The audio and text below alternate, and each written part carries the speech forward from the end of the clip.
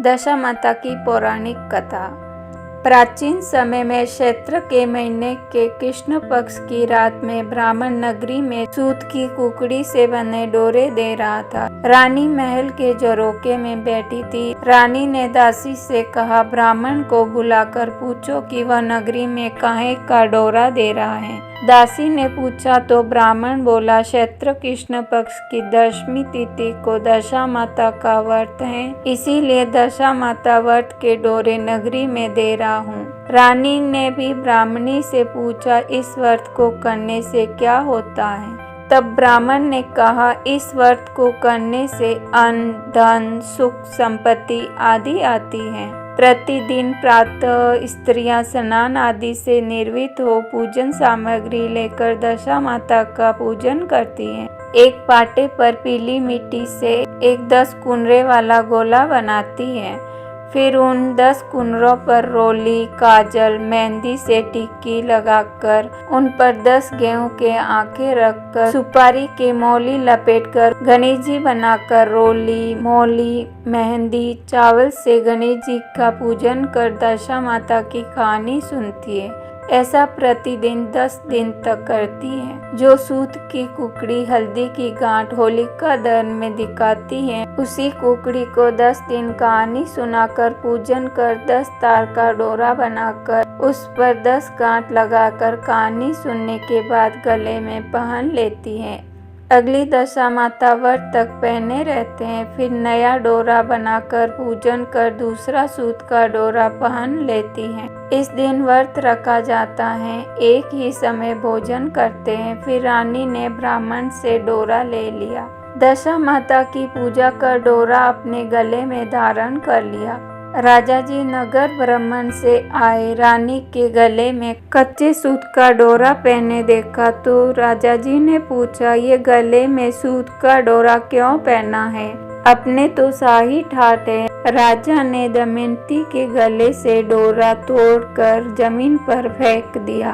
दमयंती गई और उसने फेंके हुए डोरे को उठा लिया तथा नल से कहा, राजन, आपने दशा माता का अपमान करके अच्छा नहीं किया।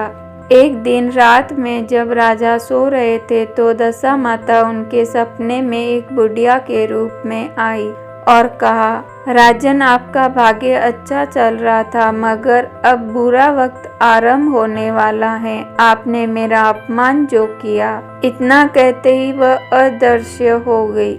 इस बात को कुछ ही दिन बीते थे कि राजा नल का राज्य कंगाल होने की कगार पर आ खड़ा हुआ।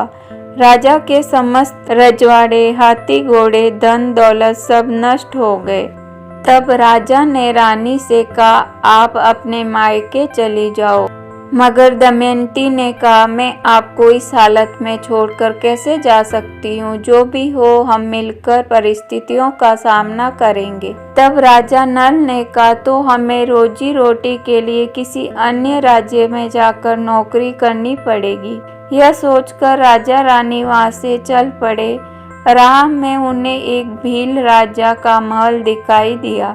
वे वहां गए तथा अपने दोनों राजकुमारों को भील राजा के यहाँ अमानत पर छोड़ आए। कुछ दूर निकले तो उनके एक मित्र राजा का महल आया। जब वे दोनों वहां गए तो राजा ने उनका खूब आदर सत्कार किया।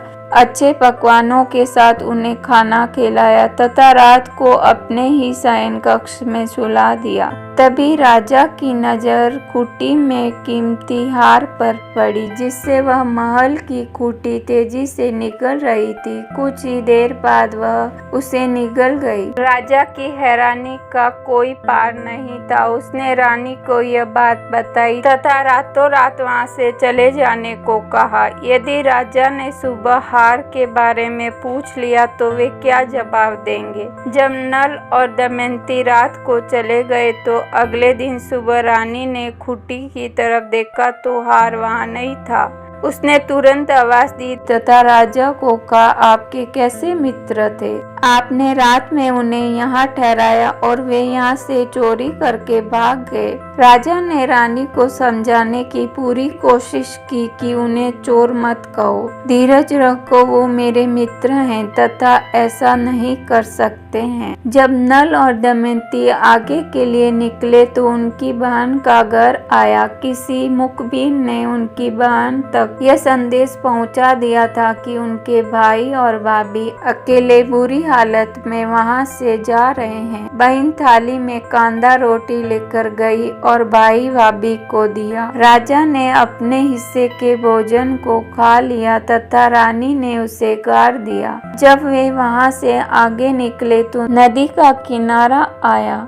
राजा ने कुछ मछलियां पकड़ी और उन्हें रानी को भूनने के लिए देकर स्वयं गांव के साहूकार के यहाँ गया, जो उस दिन सामूहिक भोजन करवा रहा था। राजा जब स्वयं खाकर अपनी पत्नी के लिए खाना लेकर आ रहा था तो एक पक्षी ने उस पर झपटा मारा और सारा खाना गिर गया। इससे राजा बहुत व्यथित हुए। उन्होंने सोचा रानी के मन में यही रहेगा कि वह अकेला खाकर आ गया। वहीं दूसरी तरफ रानी की मछलियां जीवित होकर नदी में कूद गई तो उन्हें भी यह लगा राजा सोचेंगे कि रानी अकेले उन्हें खा गई। दोनों मिले तो आंखों ही आंखों में एक दूसरे की बात को भाप गए तथा आगे की यात्रा के लिए निकल पड़े। आगे चलते चलते रानी का मायका आ गया। अब राजा रानी ने यहीं पर काम कर लेने का निश्चय किया। रानी अपने ही पिताजी के राज दरबार में दासी बनकर रहने लगी तथा राजा उस गांव के एक तेली की घानी पर काम करने लगे। तभी कुछ महीने बाद होली का दशा आया। उस दिन सभी रानियों ने स्नान किया तथा सिर धोया। दासी ने भी स्नान किया। उस दासी दमयंती ने सभी रानियों का सिर गूंथा। उसने राजमाता का भी सिर गूंथा। तब राजमाता ने दासी से कहा, मैं भी आपका सिर गूंथ देती हूँ। राजमाता दासी का सिर गूंथने लगी कि उन्हें सिर पर पद्म का निशान दिखाई दिया तो उनकी आंखों में से आंसू आ गए। एक आंसू दासी की पीठ पर छलका तो उसने राजमाता के रोने का कारण पूछा तो राजमाता भावुक होकर कहने लगी, मेरे भी एक बेटी है जिसके सिर पर पद्म का निशान है। मुझे यह देखकर अपनी बेटी की याद आ गई। तब दासी ने सारा सच उगल डाला तथा अपनी माँ से कहा कि मैं दशा माता का व्रत रखूंगी तथा अपने पति की गलती की माफी की याचना करूंगी। तब दासी की माँ ने अपने जवाई के बारे में पूछा तो दासी ने बताया कि वो गांव के घासी के यहाँ काम करते हैं। तब सैनिकों को वहाँ भेजा गया। राजा को महल बुलाया, उन्हें नवीन वस्त्र पहनाए तथा भोजन कराया। रानी दमयंती ने दशा माता का व्रत रखा। उनके आशीर्वाद से राजा रानी के दिन लौट आए। दमयंती के पिता ने खूब सारा धन, लाभ, लक्षर, हाथी, घोड़े आदि देकर बेटी जवाई को विदा किया।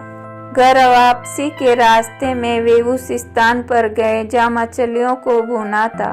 तब दोनों ने पक्षी द्वारा भोजन गिरने तथा मछलियों के जीवित हो जाने की घटना एक दूसरे के साथ साझा की। जब वे अपनी बहन के गांव गए तब रानी ने जिस जगह भोजन गाड़ा वहां देखा तो सोना और चांदी थे। अब राजा और रानी अपने मित्र राजा के महल भी गए। वहाँ उनकी खूब आदर सत्कार हुए तथा विश्राम के लिए उसी कक्ष में भेजा। रात को राजा ने देखा तो उसी कुटी से कीमती हार निकल रहा था जिसे उसने निगल लिया था। अगले दिन वे भील राजा के यहाँ गए तथा अपने पुत्रों को लेकर राजधानी पहुँचे। नगर पहुँचते ही उनका खूब आदर सत्कार हुआ तथा राजा नल उसी ठाट बाट से राज्य करने लगे। यह सब दशा माता की कृपा की वजह से हुआ।